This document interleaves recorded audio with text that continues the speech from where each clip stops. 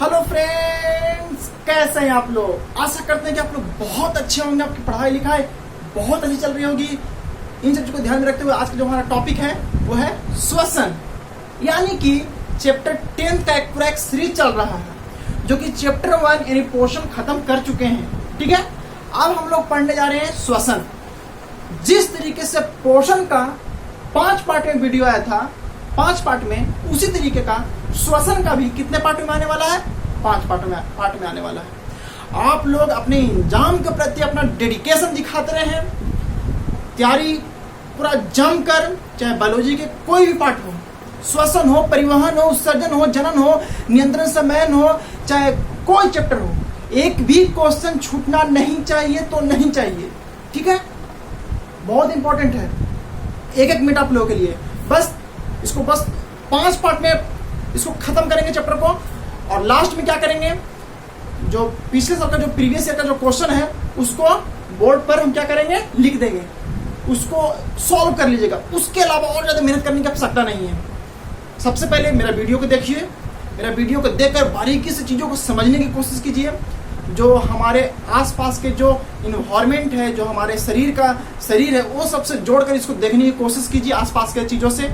और घर पर जाके इसे एनसीईआरटी, चाहे भारती भवन, ये सब किताबों को एक बार पढ़िए और उससे नोट्स बनाइए।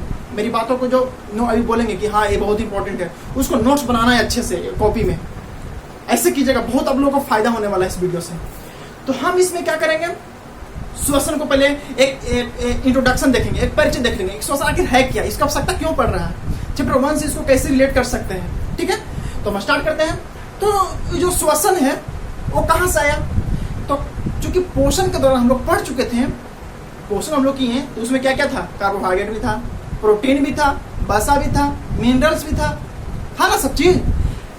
तो जितना भी पोषण के दौरान न्यूट्रिएंट्स के दौरान हम लोग ग्रहण किए अपने शरीर के अंदर, जैसे मान लिया जाए कि एग्जाम्पल लेते हैं, हम लोग कार्बोहाइड्रेट ग्रहण किए थे, कहां से, चावल रोटी है ना, सबसे ज्यादा कार्बोहाइड्रेट, तो वहां से बना ग्लूकोज। क्या बना, ग्लूकोज। चैप्टर 1 में ग्लूकोज बन गया।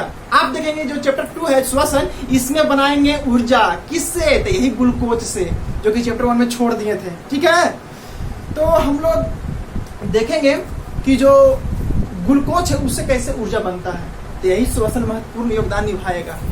यानी कि हम लोग वायु से कार्बन डाइऑक्साइड ग्रहण करेंगे, ऑक्सीजन ग्रहण करेंगे, बहुत तरह गैस को ग्रहण करेंगे, उसके उपरांत जो ऑक्सीजन है वो महत्वपूर्ण भूमिका निभाती है ग्लूकोज के विखंडन में, तोड़ने में, उसे खंडित करने में।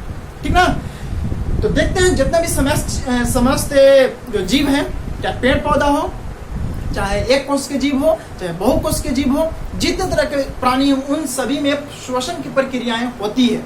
ठीक है, लेकिन अभी हम एक इंट्रोडक्शन देख रहे हैं, आगे क्या है, मनुष्य में श्वसन, पेड़ पौधों में श्वसन, एक कोष के जीवों में श्वसन, वो सब अलग पार्ट की वीडियो में देखेंगे। इसमें हम सिर्फ देखने वाले हैं क्या, कि किस तरीके के श्वसन का एक परिचय है, इंट्रोडक्शन है। ठीक है, तो जैसा कि हम अभी बार बार एक चीज पर जोर दे रहे हैं कि ये जो श्वसन है वो ग्लूकोज के विखंडन होता है, ग्लूकोज को टूटता है, किसके उपस्थिति में, तो ऑक्सीजन की उपस्थिति में, और उस पर कुछ एंजाइम कार्य करते हैं, और टूट कर क्या बनता है, कार्बन डाइऑक्साइड, जल और ऊर्जा। इसी ऊर्जा को हम लोग बोलते हैं एटीपी, एडेनोसाइन ट्राइफॉस्फेट। क्वेश्चन ऐसे भी पूछ सकता है, एटीपी का पूर्ण रूप क्या है, एडेनोसाइन ट्राइफॉस्फेट। यदि इंग्लिश वर्ड लिखने नहीं आए तो हिंदी में लिख सकते हैं, एडेनोसाइन ट्राइफॉस्फेट। किसी को दिक्कत नहीं, आगे बढ़ते हैं। तो ये देखते हैं कि जो आप बार बार बोल रहे हैं एटीपी है क्या, तो एटीपी है जो ऊर्जा का सार्वजनिक वाहक है, यानी सभी जगह वाहक एक स्थान से दूसरे लेके जाता है। तो ना हम लोग कुछ काम कर पाते हैं इसी एटीपी से, इसी ऊर्जा से। ठीक ना, वाहक है तब ना हम लोग अभी, जैसे हम पढ़ा रहे हैं, बार बार हाथ को ऐसे इस तरीके से अपने एक्टिविटी कर रहे हैं अपने हाथों को, तो क्या, कहाँ से हमें एनर्जी मिल रही है, कार्बोहाइड्रेट खाए, वहां से हमें क्या मिली है, एनर्जी मिली है एटीपी के रूप में, उसी से हम कार्यों को संपादित कर पा रहे हैं आप लोगों के सामने।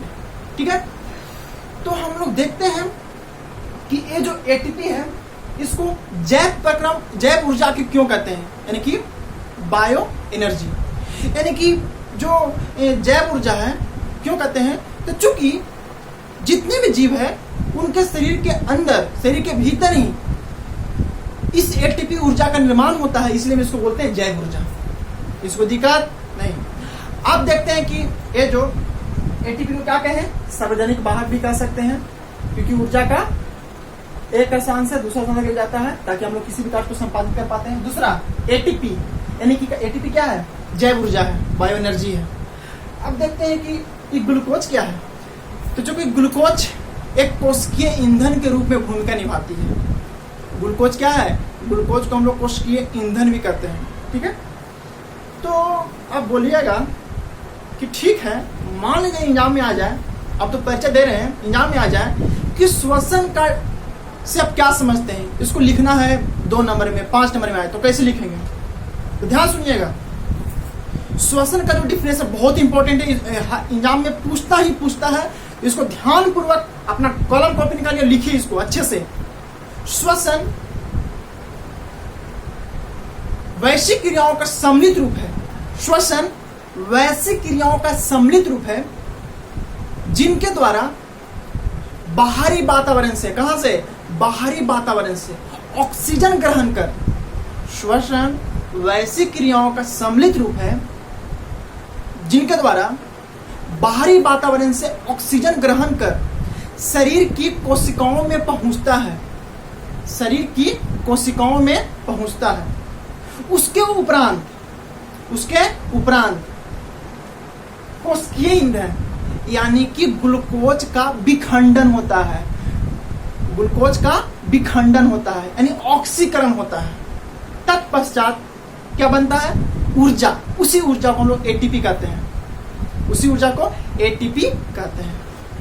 और उसके उपरांत कार्बन डाइऑक्साइड भी बना, जो कि शरीर के कोशिकाओं, फिर फेफड़ाओं, फिर नासिका द्वारा बाहर निकल जाता है। तो समझ लिए, लिखेंगे फिर से ऐसे ही।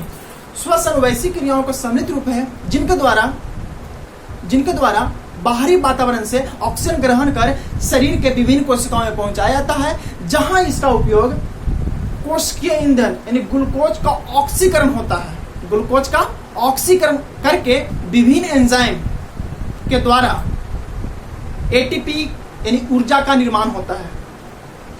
उसके उपरांत कार्बन डाइऑक्साइड शरीर की कोशिकाओं से बाहर निकलता है।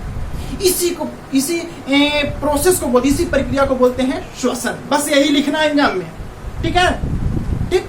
तो इस तरीके से हम लोग श्वसन देख लिए, ठीक है। अब देखेंगे इसके नेक्स्ट वीडियो में सेकंड पार्ट में कि वायवीय श्वसन क्या है, अवायवीय श्वसन क्या है, इसको सेकंड पार्ट में करेंगे हम लोग। फर्स्ट पार्ट में हम लोग एक श्वसन का एक छोटा सा इंट्रोडक्शन देख चुके हैं, तब काफी है, एग्जाम में आ जाए तो लिख सकते हैं आप लोग, ठीक है। चलिए मिलते हैं इसके नेक्स्ट वीडियो में।